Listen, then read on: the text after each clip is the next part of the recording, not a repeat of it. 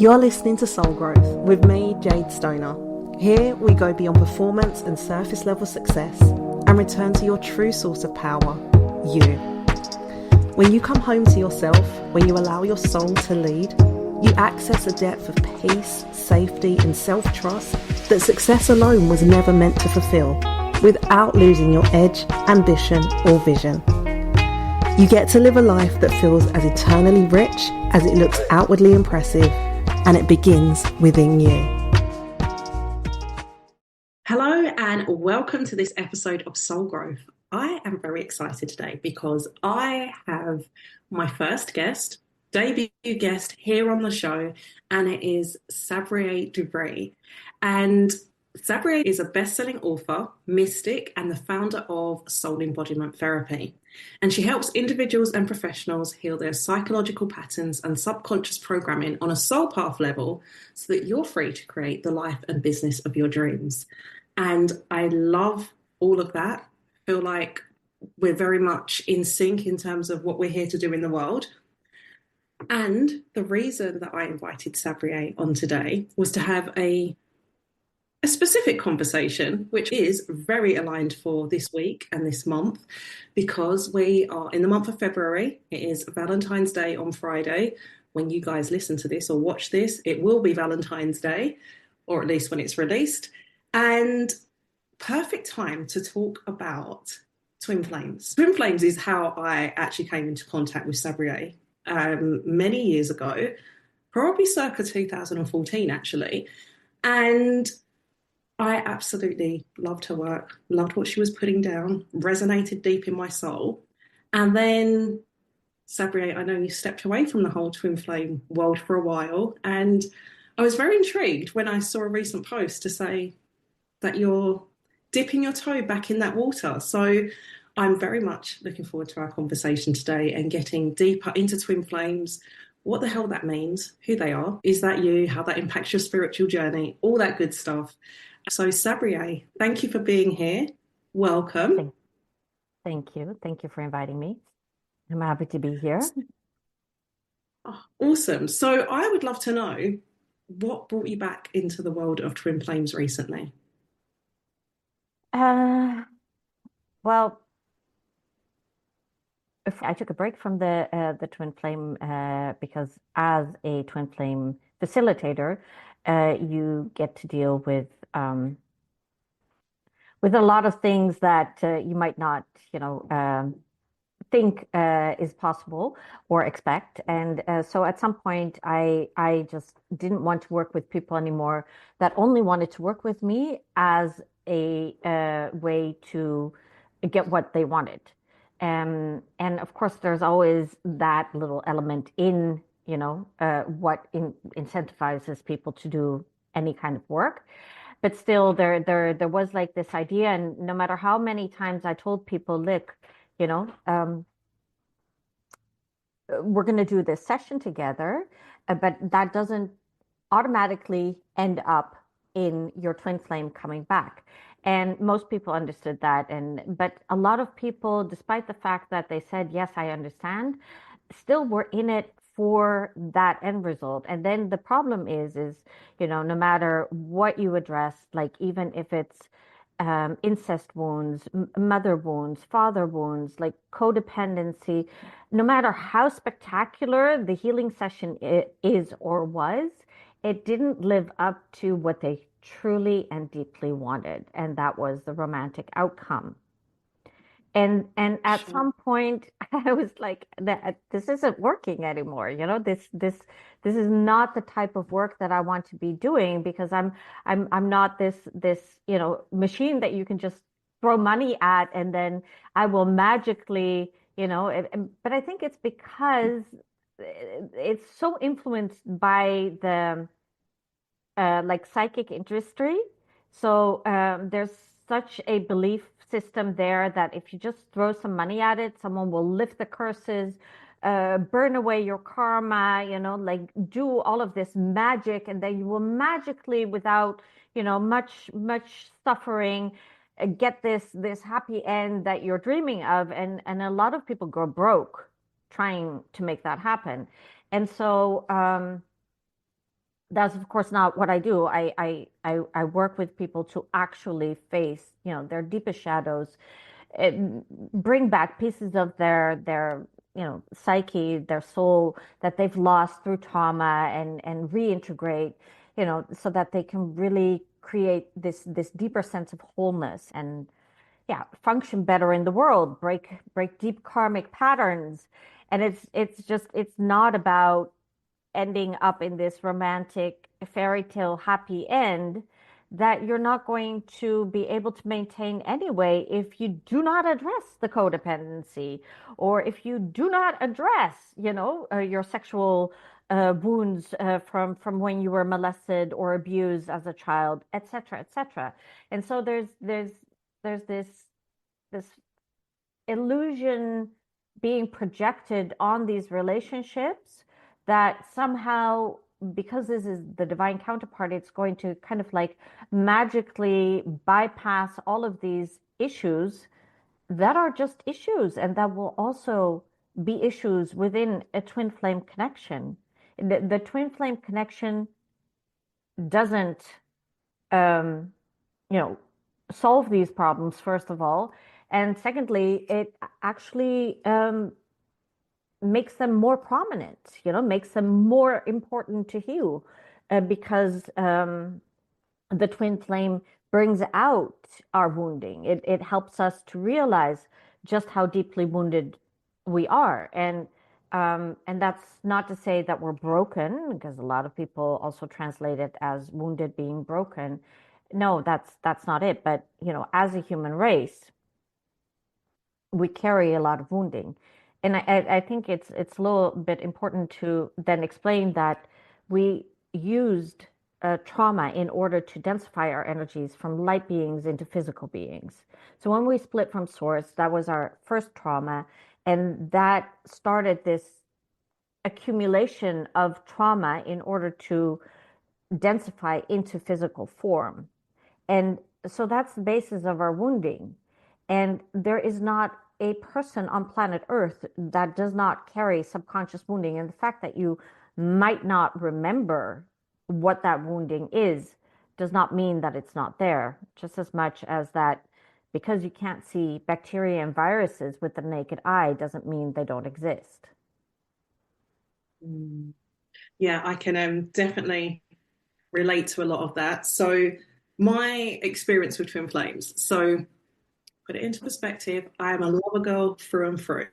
Not a girl, but love a woman. Doesn't quite have the same ring to it. So, I absolutely love love. And from as young as I can remember, was in love with The Little Mermaid, which, if you know the real story of The Little Mermaid, is not actually that romantic, but the Disney version is. And I absolutely loved it. And way before any business dreams, dreaming of having children, family, any of that, I always dreamt of him. And I knew that I would grow up and marry the love of my life and live happily ever after, just like a Disney movie, right?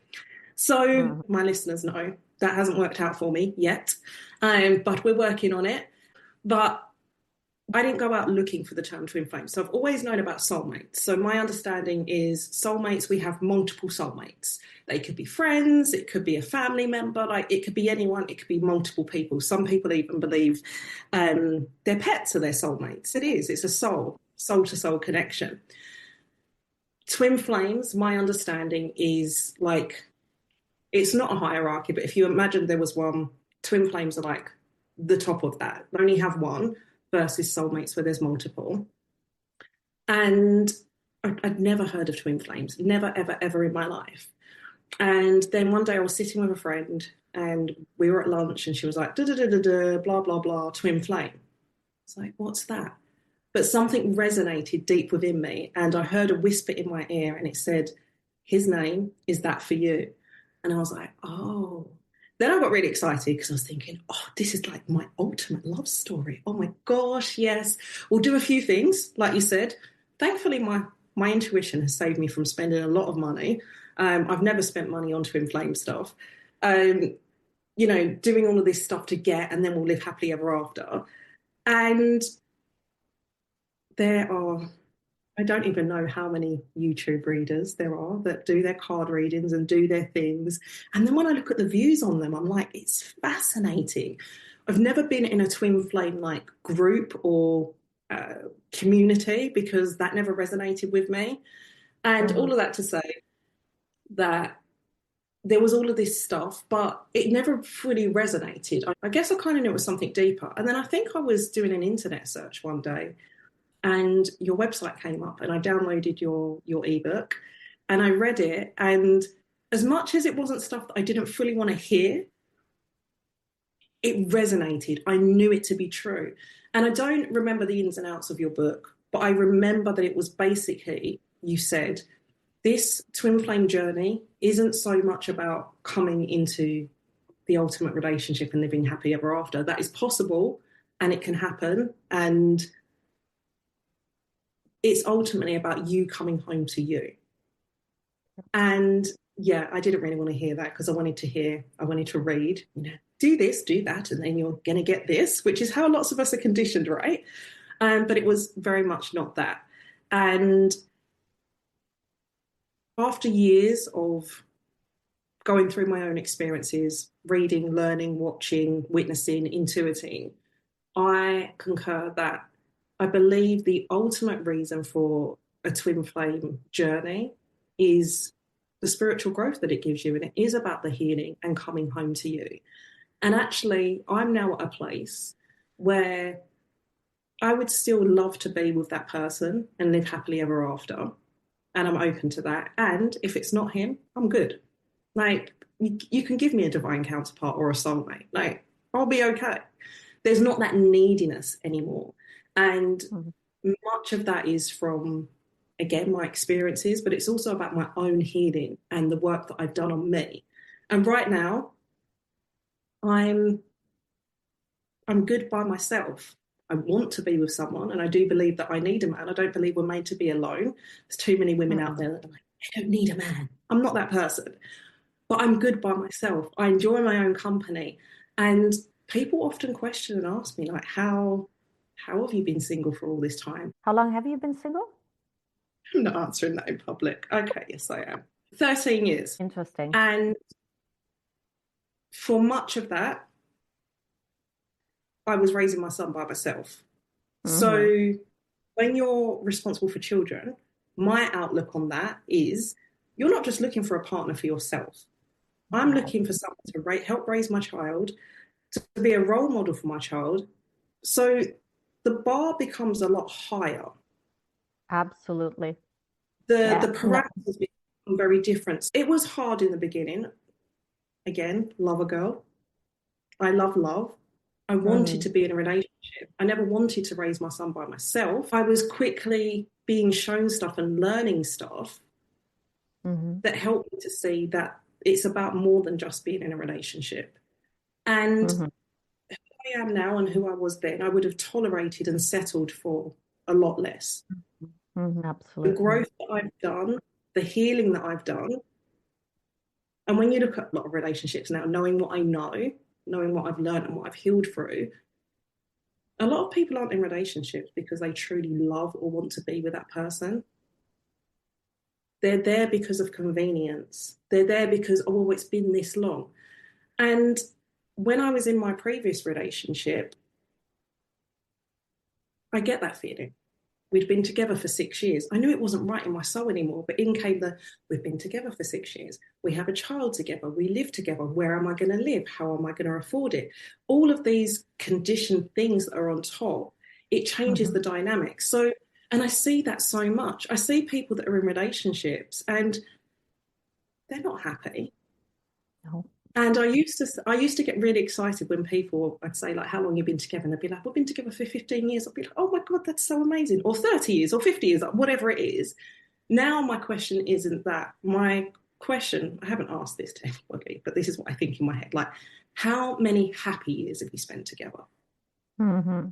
Yeah. I could have been in a relationship years ago, no doubt, if I was willing to settle. But first of all, my soul, this has been the biggest part of my journey. My Yeah. soul has been calling higher and to more. I've Mm-hmm. been able to settle in that. True. And I think what you said before is so true for a single mothers raising children in this day and age is, first of all, you want someone who's serious and is not only going to booty call. Secondly, you don't want drugs in your house. Yeah, you don't want a certain behavior in your house. And so, that kind of thins out possibilities, especially if you live in like big cities. Like when I was a single mom, I lived in the Netherlands, in Amsterdam, and I would be like looking on the list, first of all, find someone who doesn't already have a girlfriend or a wife. Yeah. So that kind of person that you're like, okay, are you single? And then do you, you know, do you smoke a joint? And I don't want that behavior around my children. So I don't want to set that kind of example for my children. And so that kind of like thins the amount of candidates that are left, especially in these like bigger cities. Yeah, and a lot of it was also, I grew up with a mum who had men Yes, in and out of our house, random men. There's yes. nights that I remember there were one night stands. I'm like, okay. She was in another relationship and had somebody living in our home, and that man was very unstable. He used to beat the absolute shit out of her, and he almost killed her. So Yeah. there is that, and it's not from a wounding perspective. Maybe it is a little bit of wounding, but it was also just I've seen that and I don't want that. Um, Yeah. and I think that we are, with the rise of social media and the internet and what we're exposed to these days, we know a lot more things. There's just so many things to consider. We hear stories, we know things. They're all going through my mind. But ultimately, my main priority was raising my son. We were in this situation where it was just the two of us. There were times that we were almost homeless, and it's like my priority is this child who, this is not his fault. Like, I just need to protect him. And it was just about creating a strong foundation, that stability for him, and raising him Hmm. to be the best that he can be. And that's not to say that I didn't matter. I wasn't important. I was never one of those mums that's like, the children are all, No. give everything to the children, forget about me being a martyr. It's just the way it was. And he's now 18. He's an adult, and I feel like this is a fresh start and a new beginning, and Hmm. I'm looking forward to that. I'm, like I shared, I'm not the same person that I was, and my son's grown, and he'll always be my son, obviously, but he doesn't need me in the same ways that he did. And I'm looking forward to just a fresh start. That's how it feels, anyways. I did a podcast episode last year talking about Capricorn, Pluto leaving Capricorn, which is a whole thing. Hmm. I know that Hmm. you are aware of some of that because I've seen some of your Yeah. posts. I've not, I've never been into astrology, but what I learned last year, what I was being shown, was so relevant and poignant. So Yeah. it was the ending of a massive cycle. And then my son turning 18, and me, I found out that I was in a personal 9 year last year. So that was all about endings, closure, kicking Hmm. out anything that doesn't serve you. I feel like this is truly a fresh start, and there's so much possibility and opportunity. And I'm looking Hmm. forward to being in a relationship again, and being in a healthy relationship, me being healthy in a healthy relationship. I'm looking Hmm. forward to starting a family. I'm looking forward to having new adventures. I know a lot of people around my age believe that, if they were single, be like, oh, I'm 39, and my clock's running out, and all of that kind of thinking, which is a lot of conditioning in our society. And I just don't have those beliefs. I did, but I Hmm. realized that it was just conditioning that had been put on me and not something that I inherently believe. And I now Hmm. believe that I am meant to have more children. I will have more children. And I'm meant to be like the beacon of light that says, you can have babies in your 40s and still find the love of your life, and, have the happy ever after. Because I do believe it exists. It's just Yes. not as step one, two, three as a lot of us have been grown up and conditioned to be. And it's not just about the other person. That's one of the biggest things that I've learned on my journey. It is about me. Everything starts with me. It starts inside Yeah. of me. And one of the things that I love about your work, it doesn't just start in me and with me about this lifetime of my childhood. It goes Hmm. back so much more than that. And I love your work that, I talk a lot about the subconscious levels, which I know your work covers, but you go back down the soul path wound. You were sharing earlier how we come from stars. We are stardust, right? That's what you were saying earlier about us, source and light, and then splitting from there. But a lot of us have had multiple lifetimes, and what a lot of people don't realize is that we carry our shit and our trauma and our lessons from those lifetimes, and they're not here to haunt us in this lifetime and to keep us stuck. They're there for us to break those cycles, those generational patterns, and say this shit ends with us, and carving out a new path. And all of that But feeds into children and relationships and career and money and success and all of the things. It's not a pick and mix where it's just this, and that. It impacts everything. And I find that fascinating. I also find it mind blowing. I also find it scary because I'm just like, where does this stop? One of my mentors said years ago, like, some of us have like lived 2,000 lifetimes. I'm like, Jesus Christ, like, you think you're getting somewhere in your healing, and then you figure out there's this bit. Oh, it's mind-boggling, but fascinating and blessed, because I think about our ancestors didn't have the resources or the access to the resources that we have today, and the choices and the options and all of the things. And actually, through a different lens, we're very blessed to live in this time. And also, we chose to come here at this time and do this work. true, true. Although I think the disadvantage of this time is that there is a lot out there. So there's Mm. a lot clouding it. And so yeah, where to begin? I think at this time we have tools available to us that are unique for our times, and I think that is also one of the reasons, aside from the fact that it's kind of like spilled over into mainstream media, the twin flame thing is coming up so much. But I think it's also because twin flames really have a tendency to come into each other's lives at moments when they're ready to release big chunks of experienced trauma, and they help each other do so. So, that's one of the tools that we have. We have our ancestral lineage, we have our Earth family, we have our soul family, we have all of these built-in mechanisms. We have the alignment of the stars that can also really activate the things that we want to work on in this lifetime, the soul's plan. So there is a lot guided and in place for us, but I think one of the things that most people underestimate is that it is not, and like they think because it's a natural process and that it will happen all on its own, and it will not. Yeah, you have to be an active participant of this work. Yeah, it's not going to happen for you. The moon, Pluto in Capricorn, Pluto in Aquarius, whatever, it's not going to do the work for you. It's going to bring you into ideal circumstances, to trigger whatever needs to be worked through. But then it's up to you to actually deal with it. And I think that's where a lot goes wrong. And I think that there is a lot of bypassing as well. Um, and um, and and and the desire to feel good rather than the desire to just really clean it up. And feeling good and cleaning up doesn't always coincide, you know. So, I mean, there are many things that can feel good, but feel good healing usually doesn't have such a therapeutic or healing effect.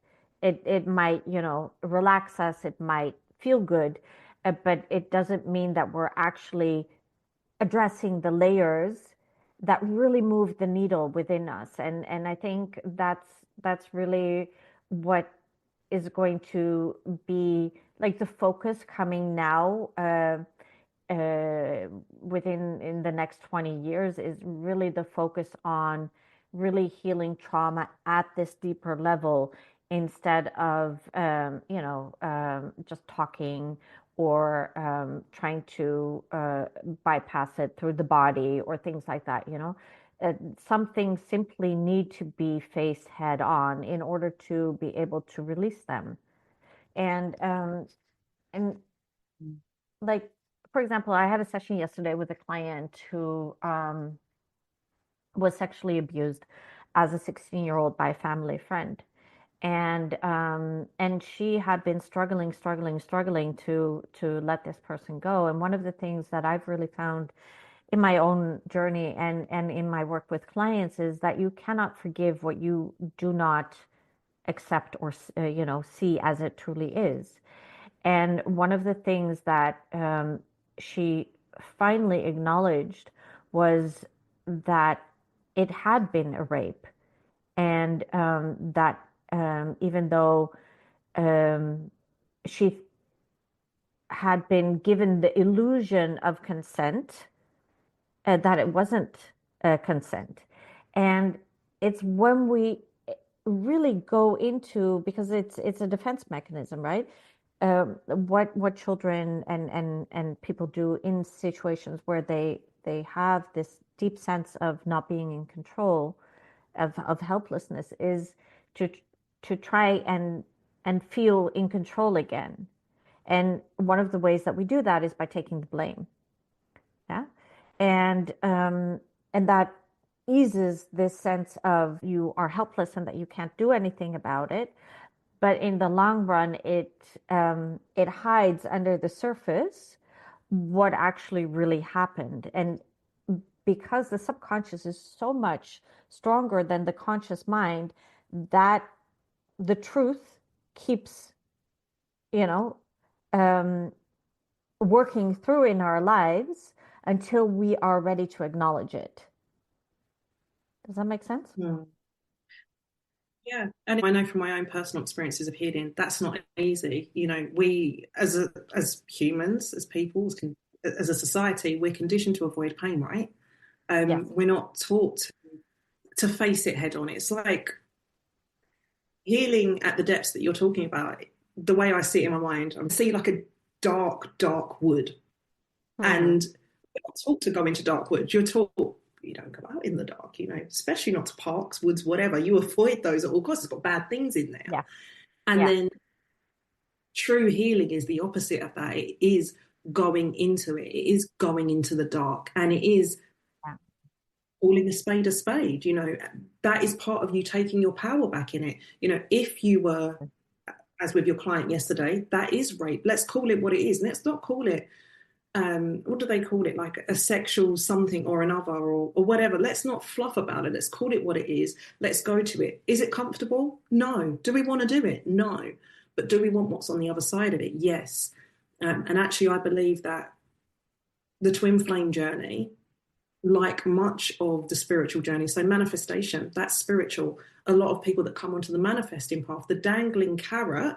manifestation is the thing that twin flames, it's the union with the person that you want. But what you quickly Yeah. realize when you're on a true one of either of those paths, spiritual growth or twin flames, which is one and the same, is that Exactly. the work and the journey and who you become and what you heal and how you grow, that's the real gift.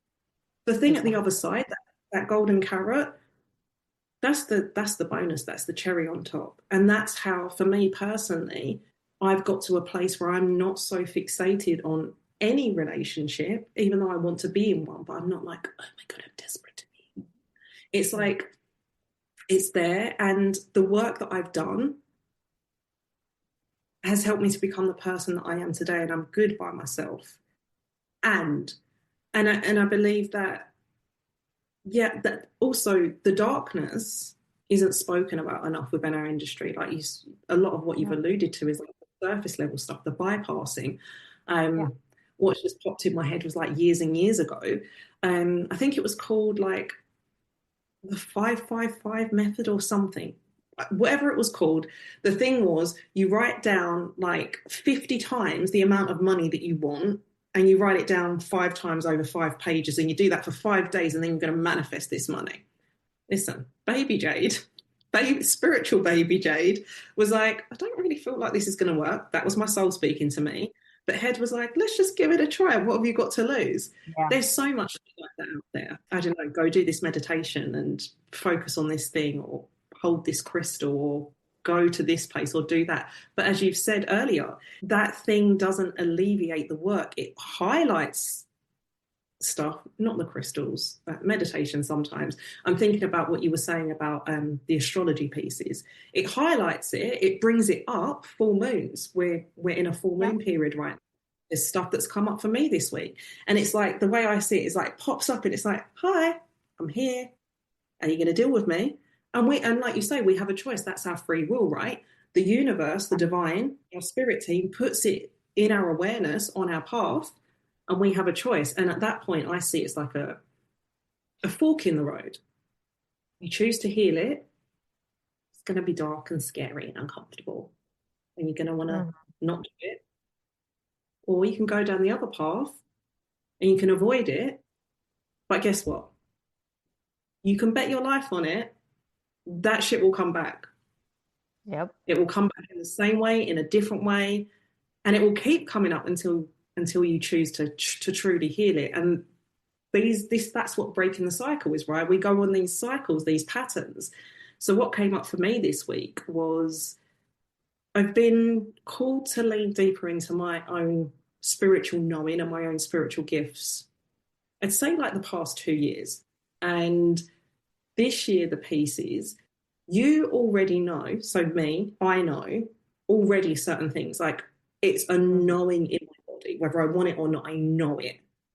Mhm. But it's fear and doubt that overrides it. And Mhm. I've been this week in two separate journaling sessions. It came up. One was something personal, and one was something professional. And I laughed because they was on two separate days. And as I was writing the second one, I was like, that literally is the same as what I wrote yesterday, but with a different label on top. And that was Mhm. the pattern that needs to be broken. You know this stuff, but you're allowing fear Mhm. because of past experiences when things haven't worked out, conditioning, all of the Mhm. things, like wherever it's come from. Like, this fear is like a cloud over it. And my work is now to see that. So they say the first step to change is awareness, which I do believe. My second thing is, you need to own it, because there's no point seeing it and then being like, oh, no, no, no, that's not true. Own it. Like, oh, yeah, okay, I get that. And then Mhm. doing the steps to make the changes. Um, and then, so this is how I work, or how my spirit team communicate with me. I got those messages in those two journal entries. I'd felt it for a while, but journaling really helped me get it out. And then I Mhm. read a post about the meaning of the full moon that's on the 12th of February. And it was literally, I laughed and I printed it out and I stuck it in the journal. I was like, see, it was talking about breaking the patterns and the cycles, because actually it's repeating those patterns that is impacting me not getting the outcome that I want. It's not because it's not true or available, it's my own patterns that, as you shared earlier, like, that's come from protection. They're survival mechanisms, right? Keeping us safe and things familiar. That's what's tripping me up. So the bottom line, the ultimate message is, get the fuck out your own way. Yep. Everything's there, just Yeah. move. But I could have chosen to ignore that in that moment and been like, ego, that's not true. I don't do that. Da, da, da, da, da. But Mhm. you can bet your, and I can say this from my own experience, because this is something that's been going on for years, a pattern that's been running for years, that it would have kept Mhm. coming up. And it shows up professionally, personally, financially, physically, like wherever, because everything affects everything. We think that Yeah. things are compartmentalized, something else we're taught, but actually it's all connected. Yeah. Yeah. And I think that is what people don't understand sufficiently either. Um, yeah. And this is especially true with the archetypes that I work with, like the feminine, masculine, the wounded feminine and masculine archetypes. Um, it's one wounding, but it manifests in all different areas of our lives in a different way. They're just, Mm-hmm. you know, two feminine archetypes, two masculine archetypes, and yet it affects our relationship with our own parents in a certain way. with our own children, with same sex, with the opposite sex, in romantic relationships, in business, in our jobs, etc., etc. It's like it touches upon all the areas of our lives and not just one place. And I think that is something that people insufficiently see. I'm I sometimes wonder if people well, I actually know that people don't realize how much that what they are living is actually their wounding. Yeah, so and Carl Jung already said this, until you make the unconscious conscious, it will rule your life and you will think it's fake, and that is literally what happens is we have all of this past life soul path and ancestral wounding, and that is left unresolved in those timelines. And so it seeks our current timeline because this is the only timeline that exists in this moment. And we only always have the now. So when we have unresolved issues from whatever period of the past, it will use our current now moment to find resolution. So when we are unaware of this, our current reality is constantly being hijacked by our wounding. Yeah, and it's how our relationships are colored. It's who we attract into our lives. But at the same time, I have big issues with people, and this is especially big in like the spiritual realm, who think that they created everything. Because nobody creates uh like illness or a narcissistic partner on purpose. So like it's not that you created it, it's that it was in your blueprint. This distortion was there, and therefore it's manifesting it, but you didn't actually create it, because in order for you to create, it has to be a conscious effort. And this is a subconscious effort. The subconscious creates it because it was there. But if you take it out, then it's not going to be created. So I have huge issues with people thinking that they somehow created, or other people suggesting that people created the difficult things that they experience in their lives. No, those situations were created for them as an opportunity to heal. But that's a totally different thing. Yeah, I'm also of the school of thought that what shows up in our life, we attract it because it's a vibrational match for something that's already present in us. Like you say, we didn't cause it. It's not our fault. This isn't about blaming or shaming yourself. Exactly. Also, yeah, and I also find that having that train of thought, although it's a bitter pill to swallow, can be a bitter pill to swallow. It's a way of taking back your power, because the thinking then is, well, if this crap situation happened to me and it's because of a point of attraction within me, I can heal, I can change that coding inside of me to stop attracting that thing. What a lot of people do is they end up blaming the person, the thing, the circumstance outside themselves and putting all their focus there and trying to change it. And that's futile. And to put this into a tangible context, I see that a lot with narcissistic relationships. I've been in a narcissistic relationship and I thought that person was the love of my life. It's like, I found my person. Remember, as I was sharing earlier, this has been my dream since I was a kid. So when I found this person, I'm like, yes, hole in one, home run. He's my man. This is it for the rest of my life. I feel like I've known him forever. What I've learned through my years of healing is the reason that he felt so familiar, the reason that I believed him to be a soulmate, is because of the patterning in me. So I was raised by a narcissistic mother and therefore had certain codings inside of me that then attracted this man into my life. And then he felt so familiar that he felt like a soulmate. But really, he was just the same frequency, the same vibration, the same coding as my mum. And so the subconscious part of me that's used to being treated in a certain way, they were a match. Mhm. It's like ding, ding, ding, match. Yeah. And it feels like all of these things. Um, but and then through my healing journey, again, I've Mhm. never been in a community for people that have been through narcissistic, abusive Yeah. relationships. Um, Again, my soul was just like, this is not for us. This ain't the one. And also because the bits that I have seen online when people are talking about having been through a relationship with someone with narcissistic personality disorder is it's them, it's him, it's her. They need to do this, they need to do that, they need to fix this, they need to do that, blah, blah, blah.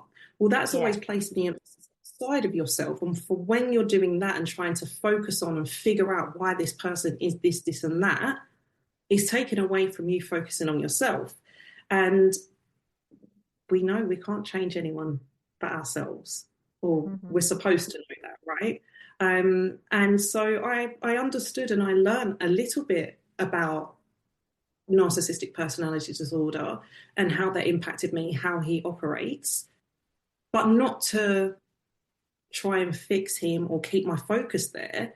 It was the Mhm. intellectual piece that I needed for my own healing to understand how he operates and to not keep getting caught up in the patterns and the cycles, and then to do the healing work on myself. Mhm. And then my belief from a complete soul perspective is my soul chose these experiences back when I was a star. Like this person that I was in a relationship, he's not a villain. He chose to come into this life to play that role. My soul chose to be with him, to have those experiences. I guess this is what you were sharing earlier about the karma, to for me to clear that karma, to heal from those Mhm. things. And from a complete enlightened perspective, something else that's come to me over the years is that you have to be a pretty strong soul to come to this planet to choose to be an abusive person. And Mhm. I'm not condoning any behavior. I'm not saying it's right. I'm not saying, yay narcissist or nay any toxic personality. But to come into this life to be that antagonist, if you will, in our stories, to be that person to trigger us to heal, that takes a lot. Mhm. And it takes a lot of love on a soul level. They have to love you a lot in order to be willing to play this role. And because Mm. it's both sides that um, are needed to help us like bring awareness to where our wounds are. But I think, you can't really have a relationship with a narcissist because the narcissist is too much, consumed with with themselves. Um, and it's like, you know, um, in the same way that you can't really have a relationship with a drug addict because they're in a relationship with drugs or any kind of addiction. They're in relationship with the addiction. Um, I also think that people use the term narcissism too loosely. It's an official diagnosis, and it needs to be, um, you know, made by a professional, and so like basically every person is on the spectrum of narcissism, except some people are further on that spectrum than we are. But everyone has narcissistic traits, so it's not like, and often what I found in sessions with people who would be convinced that their person was narcissistic or was a narcissist was that they had this deeply repressed narcissistic side in themselves, that they were like completely rejecting and disowning. And that's also a thing, in order to be whole, it's not just the good side that we need to accept, it's also the things that we don't want to accept about ourselves, the things that we've judged or deemed bad, that's part of our wholeness. So So that's one part. I also believe what you were saying about initiations. I believe that we attract narcissists in our lives in order to step into our power, because that is the only option within a relationship with a narcissist, is to step into your power. So often, and this would be the archetype of the overbearing masculine, which would be the narcissist, and the insatiable inner feminine, which would be kind of like a damsel in distress, someone who's very not much in her power. So they tend to attract each other because they're learning to balance the power just as much as the collapsed inner masculine, is having difficulty holding power, and the rigid inner feminine is much more dominant within that dynamic. Yeah. So and both of the both types of relationships tend to codependency. So I mean, we can have codependency in the sense of that the one is completely dependent on the other. But we can also have codependency while seeming to be the one that's highly functioning. So when we're talking about codependency, both partners are codependent in order to make it a codependent dynamic. And usually we only look at the weaker person within the codependent relationship and deem them codependent. But it takes two people to create that dynamic. And Hmm. and so we have that in both the cases. So you know, to me, coming into a relationship with a narcissist is about reclaiming your power. Um, Coming into contact with your twin flame, however brief or long that journey is about coming home to yourself. It's about really finding all the pieces of yourself that you've scattered throughout your journey, and bring them back into the self.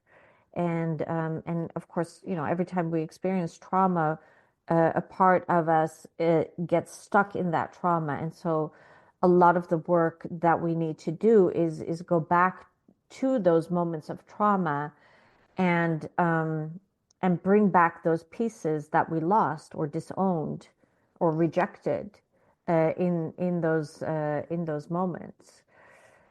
So yeah, and I think the twin flame journey is a very um,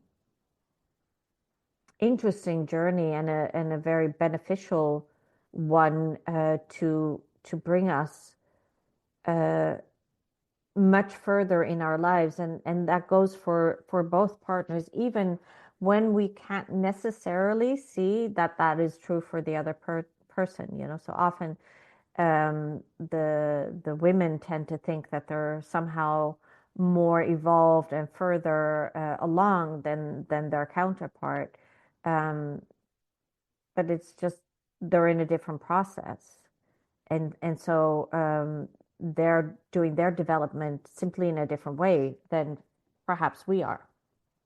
But it doesn't mean Yeah, that absolutely. that they're not in that process as well.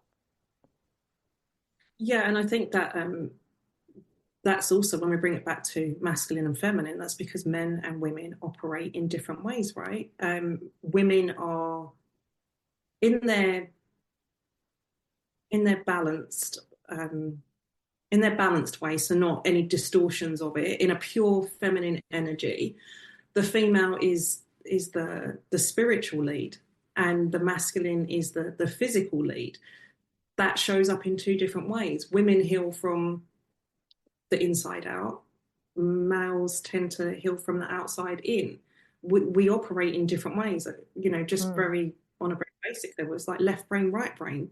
They're all part hmm. of one, but in different ways. It's the same with that Yeah. masculine and feminine. Um, I've thought that I was, more evolved further along the line over the years. And then on the brief occasion that we've come back into contact with each other, there's something that he said or something that has happened.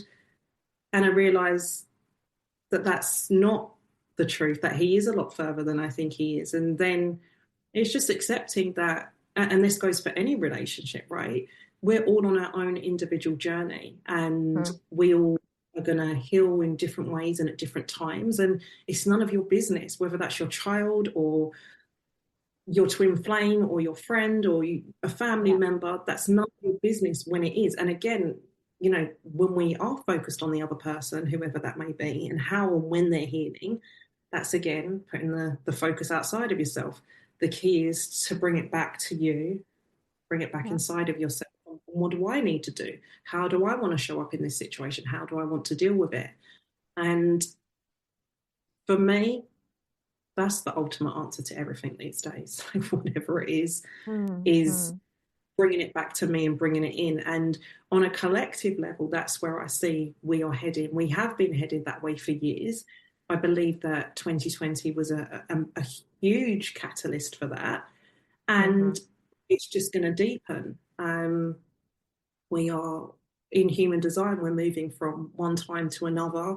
And I don't remember what the current time is, but I know where we're moving into is about, again, like coming home to you and going within. And Mm-hmm. it's the time of not giving our power away to any coach, guru, psychic reader, whoever. Yeah, And it is it's about coming back to our own inner compass and our own inner voice. I never realized over the years how active and how in touch with my soul that I am. I've always mm-hmm. just thought making stuff up. It's just me, like it's my voice, it's whatever. But when I look Mm-hmm. back, hindsight's 2020, I can see how I've always been guided. And like I Mm-hmm. shared, I never declared, oh, I'm in a twin flame journey. Like that was shown to me. And I'm like, oh, okay. I learned that I'd been in a narcissistic relationship after the fact. And again, it's something that resonated and I felt the depths of. And that understanding gave me a new perspective and then kind of signaled to me where to go. And Mm-hmm. having that connection with myself and my inner voice and allowing my soul to lead more and more when it makes sense, especially when it doesn't make sense, that's the real work. And I feel like that's definitely my next level work of like just Mm-hmm. surrendering and letting go more. It's like that whole ego soul thing, right? Um, there's a lot of labels we have in our society. I completely agree. Narcissism, like twin flames, are words that are thrown around far too much. As Yeah. you rightly said, we're all narcissistic. Like that's part of being human. We need to be a little bit selfish. That's part of our survival. But us us all being narcissists doesn't equal narcissistic personality disorder. Same way that you having a few drinks doesn't equal you being an alcoholic. They're two very Mm-hmm. different things. And I think that's what most people miss. As spirituality becomes more and more popular and trendy, and Mm-hmm. as amazing that is, in one sense, for an awakening, we're seeing words like twin flames thrown around a lot more. I've seen on social Mm-hmm. media someone will be like, me and my twin flame, hashtag twin flame. And I just kind of giggle to myself because I'm like, if you only knew, you would not be opting for this. Um, but again, to pick up on something else that you said, it's going back to that idea that we're not taught to go and play in the dark. We're taught to avoid Mm-hmm. it at all. When I think about my family growing up, my mum's from a generation that you don't talk about stuff, you brush it under the carpet and you pretend like it never happened. Mm-hmm. Whereas we are moving, we have moved and will continue to move into a time where it's like, no, let's call it out. Going back to your story about your client, let's Mm-hmm. call it what it is. Um, and it's not until we can do that stuff that we can move forward as individuals and as a collective. And on a collective note, and going back to twin flames, I know there's a school of thought out there. There's two different camps. I think you might have mentioned it earlier. Some people believe twin flames are meant to be together, some people are not. My Mm-hmm. personal belief is they are, because it's not just about your individual romantic relationship, it's about the collective impact. When twin flames come together, it's like two strong people that are good by themselves, but you're a force when you're together.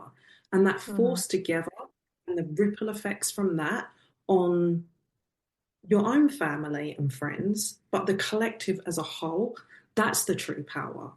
The more I look at like how we're being called to rise up, the all of the things on a collective level, like twin flames are just a part of that. It's not Mm-hmm. really about it is about your romantic relationship. It's kind of like it's the golden carrot again, but it's not only that. And I know from a previous conversation we've had, it's actually a really great segue. Twin flames aren't a new concept. So you Mm-hmm. mentioned when we've spoken previously about like the OGs of twin flames. So I know that Yeshua and Mary Magdalene were twin flames.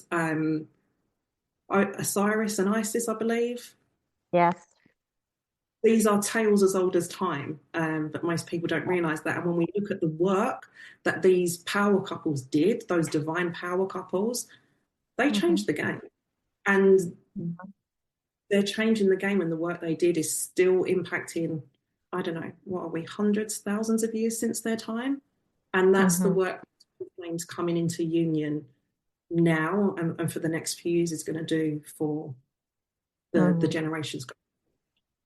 But I think the thing is to truly come into union. uh, I think this is where people make a mistake. They want the 3D relationship, but this is actually a much higher dimensional relationship. Let's call it 5D. Most people think 5D is energetic. It's not. It also takes place in the physical. It's just a higher dimensional reality, and so we cannot have the twin flame relationship with our wounding intact. So we have to Mhm. work on that because like when our own inner masculine, inner feminine are not equals, then we also cannot be equals externally with men and women. Yeah, so and these Yeah. relationship, twin flame relationships are based on completely being each other's equals. Yeah, so Mhm. if there's still wounding around the equality of women, and so basically patriarchal conditioning, and that is not to say, a lot of people interpret that as being against white men, rich white men. No, that's not what I mean when I'm talking about the patriarchy. Patriarchy is a belief system in which we decided that the masculine was superior to the feminine. And I wrote a whole series on that last year. And one of the things that I clearly saw in regards to the patriarchy was that it was created in a time where the survival of the whole group depended on men.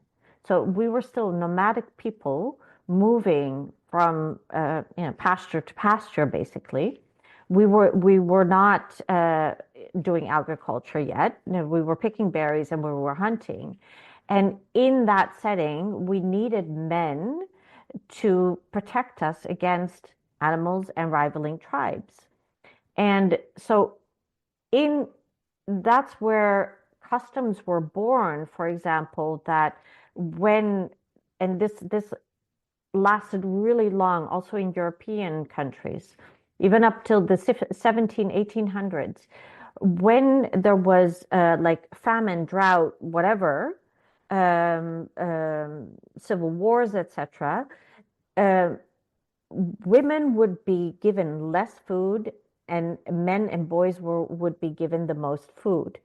And there are two reasons for that. First of all, women are biologically superior, so we are better equipped biologically to deal with famine and drought. And boys are much more vulnerable, so boys will die easier, more easily as young children than girls will. Um, and it kind of like became this thing that it never was. So it wasn't because boys were more valuable than women. It was because boys and men ensured the survival of the whole tribe more than girls and women could. So it was just a survival mechanism that Mm. was passed down, and like the telephone game, became this completely different thing. Yeah, but initially Yeah. it was just a survival mechanism. That's where it all comes from. And so it's important to like go deep within our psychological programming and our patterning to find these beliefs where we are still holding them within ourselves. So when I work with people, they'll be amazed to currently believe consciously very modern and feministic ideas, and then still find past lives where they had very um, primitive ideas around women, but that was simply because that was normal at that time. And so when we carry wounding around that, we can still carry these kind of beliefs around that. For example, from my own lifetime, there was a life that I was like very religious as a man, and I deeply believed that men and women were not created equal in the eyes of God, because of the whole rib translation thing, which is a wrong translation anyway. But so there's this has had such an influence on who we have become as human beings, which has really distorted this masculine and feminine balance within ourselves. And to have these true higher level relationships that the twin flame relationship also invites us to have, also in regards to unconditional love. I think that's where a lot of people go wrong, because unconditional love is anything but letting people walk all over you. That is not unconditional love, because unconditional love cannot exist without unconditionally loving yourself. Yeah. So if Mhm. your unconditional love for someone else damages you, or puts you into a lower position, or has you giving more and receiving less, then it's not unconditional.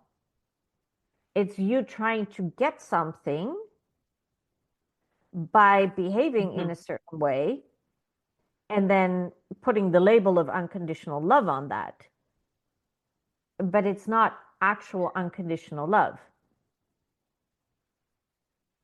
Sometimes unconditional love is just saying fucking no. That's the Yeah. most loving thing you can do. It's just say no. Forget it. Not Yeah, going there, not without doing it. justifying or explaining yourself, just no, or Yeah, just fuck off. yeah. Yeah. And that can be absolutely unconditional love. But it just, we keep circling back to the same thing. We are so used to things looking in a certain way, and being this unicorn, rainbow, fluffy cloud, whatever bullshit, that it's distorted everything. Love can also be very strict. It has, unconditional love doesn't mean that there are no boundaries. Because if you Mm. unconditionally love someone, then boundaries are a part of that.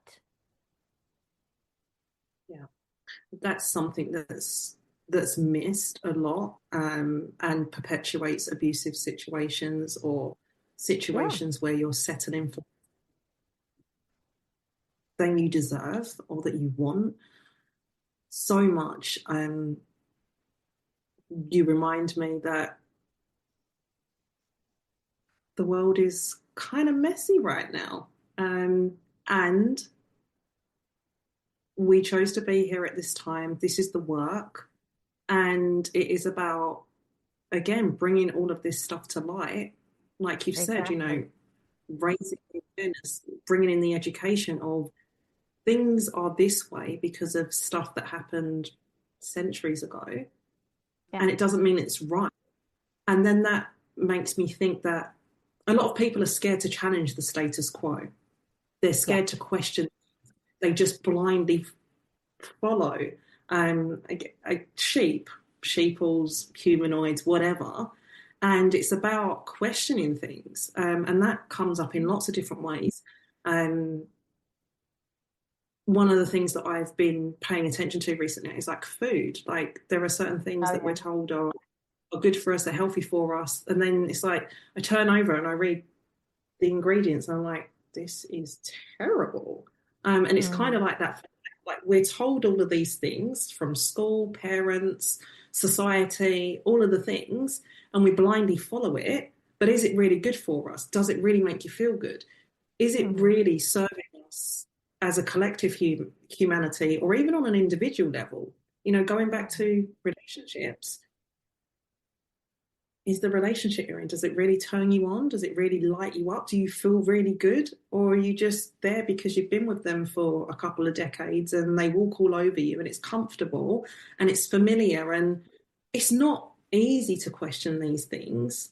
And but we didn't come here to settle. And for exactly. those of us that are called to do this kind of work, and it's not even this kind of work, it's even just speaking up. I believe that you can be a stay-at-home mum or a stay-at-home dad, and that's all you want for your life, and a compound with lots of land to grow your own stuff, and just questioning like, is this really truly what I want, or is it what is it a decision that I made through pain, like, fuck the world, I'm going to go and live off grid? Or hmm are you in a job just because, well, that's what my dad did and that's what my granddad did, or, that's the family hmm business? Like, does it truly make you happy? And these are the kind of questions we need to start looking at and pulling up and pulling out the programming and healing from. And again, it doesn't mean it's easy. It does mean going into a dark wood and looking at things that you don't want to deal with sometimes, but it's necessary for hmm yourself. And I always think about the future generations. Generational trauma is not the only thing that could be passed down. We can pass down generational healing, generational gifts. Like, hmm let's go do that. Like, let's change the world in that way. That's my outlook on it. So the healing work that I do, it's not just about me. It's about my son, the one that's currently here. It's about my future children. And God willing, it's about my grandchildren and my great grandchildren and my great great grandchildren. Like, it's all of the things forward, not just us hmm cleaning up shit from all the way backwards back to when we were stars and all of that kind of stuff. Well, and everything that you heal now for yourself in this lifetime, you will not take with you to the next. That's also a thing.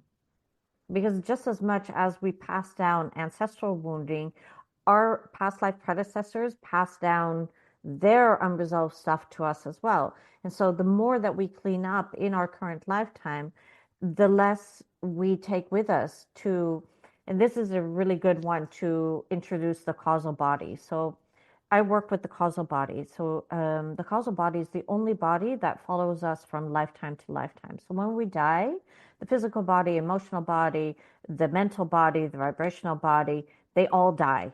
Yeah, they cease to exist. But it's the causal body that follows us to the next lifetime. And in the causal body is where the karmic templates are held, which holds our trauma, our karma, and our samskaras. Samskaras means impressions. Yeah, so all our experiences that we were not able to deal with in that, in that moment are stored there, as well as our positive and negative experiences that just on like a normal incarnation level we use to navigate our experience. Because otherwise, every time we would incarnate, we would otherwise start from zero, right? We would have to relearn everything. But through the causal body, we keep this knowledge and take it with us subconsciously. And so the the causal body is not a body in the sense that that other bodies are. It's actually the body that creates our mental, emotional, vibrational, and physical body for each embodiment. Yeah, based on what is in those karmic templates. And the karmic body, or the causal body, which is also called the karmic body, is a seed sustained by karma. So the more we heal all of this stuff that was left unresolved in these previous lifetimes, the more we exhaust the the the things that we've stored in the causal body, and therefore do not take it with us into a next lifetime. And in fact, when we completely heal all of it, which is possible, because that is the end destination for all of us, like I've heard before, many people say we're never done healing. Well, that's not true. We're never done growing and evolving, but there is a point that we can actually truly heal everything that, we have taken with us. And that's when this causal body ceases to exist, and we can, reunite with the divine, with source. So So that would be an ascended master yes, level. exactly, exactly, exactly.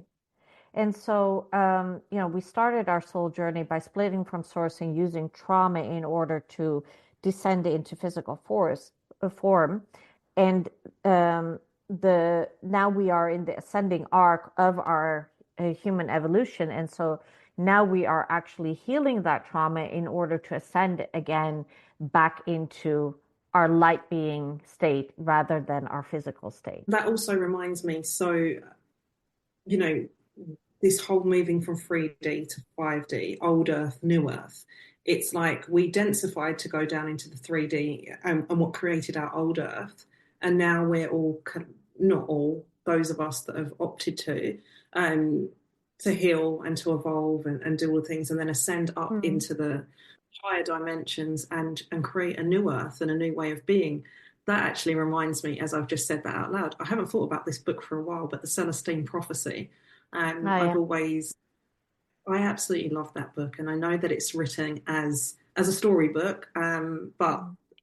yeah, I believe otherwise. And what I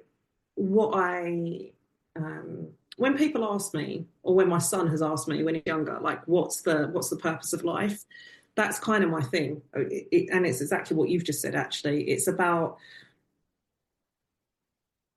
raising ourselves back up to a level where it is heaven on earth.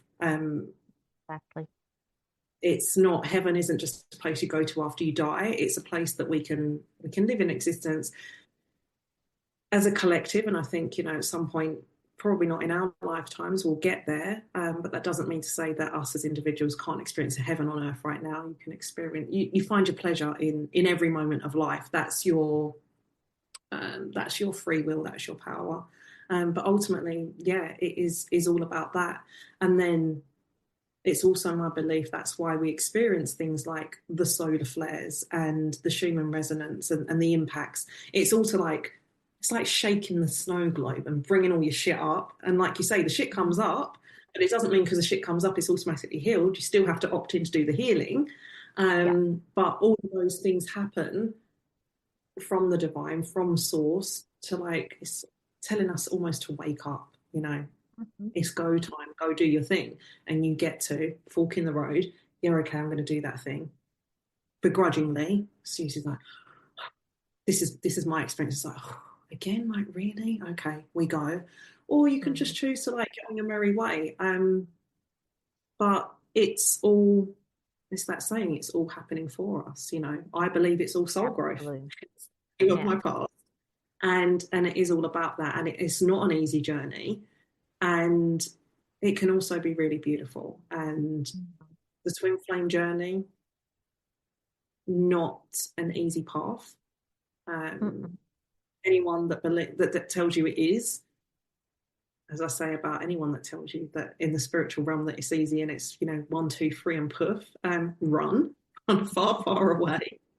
It Yeah. doesn't mean that it's always hard, and I believe that this is something I've learned through my journey, that we can handle all of it. Hmm. Like we're not given more than we can handle. And in the moment, we might think, this is so hard. I don't want to do this anymore. You know, Hmm. throw the towel. I've wanted to write my soul letters and like leave it in what do they call those things? A time capsule and be like, bitch, do not sign up for this shit. time round. It is way too much. You're doing too much. Please do not. But I'm also very aware that that's ego, and that's, you know, the victim part that's like, oh, we can't handle this and we need this, this, and this. And actually, I can. And it's in those moments that I've had some of my greatest growth and my greatest life lessons. And I wouldn't change any of it. And I say that on my strong days. On my weak days, I'm like, I changed so much. It's so fucking hard. And it has been. I'm not negating that. And I also recognize the parts of me. You said earlier, like, when we go through trauma and like parts of us go on. Yeah. You didn't say these words. I'm putting it. They go into lockdown. Like bringing those parts back in, embracing the shadow, because it's not just about the light. That's another thing that's, I think, touted in spirituality. You know, it's all love, light, and rainbows, and it's not. It's about both. We're not just either or, and you can't have one without. You know, you. How do you heal the darkness? You bring it into the light. It's about becoming whole again and healing the gnarly parts of yourself and all of it, and that's the journey. True. Thank you so much, Sabriyé, for being here with me and having this conversation. I trust that whoever is watching, listening, there's something for you, whether you're watching, listening in 2025 or 2035. It's a conversation that was needed, and I'm grateful to have shared it with you. Is there anything that you want to share before I close out? If you are on the twin flame journey, take it as an opportunity to dive deep inside of yourself and really find the gold within yourself rather than thinking that it is within the twin flame. Amen to that. Beautiful. Thank you so much. So thank you for tuning in today, and I will see you in the next episode very soon. Until then, big love. Mwah.